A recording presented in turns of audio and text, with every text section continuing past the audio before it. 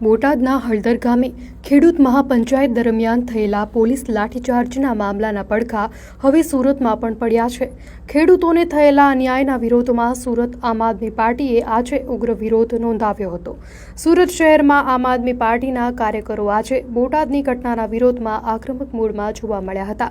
બોટાદમાં ખેડૂતો સાથે થયેલા અન્યાયના વિરોધમાં આમ આદમી પાર્ટી દ્વારા આજે કાળો દિવસ જાહેર કરવામાં આવ્યો હતો। પાર્ટીના કાર્યકરો એપીએમસી માર્કેટની બહાર એકઠા થયા હતા અને સૂત્રોચ્ચાર કરીને ઉગ્ર વિરોધ પ્રદર્શન કર્યું હતું। પરિણામે કાયદો અને વ્યવસ્થા જળવાઈ રહે તે માટે પોલીસે તાત્કાલિક કાર્યવાહી કરવી પડી હતી।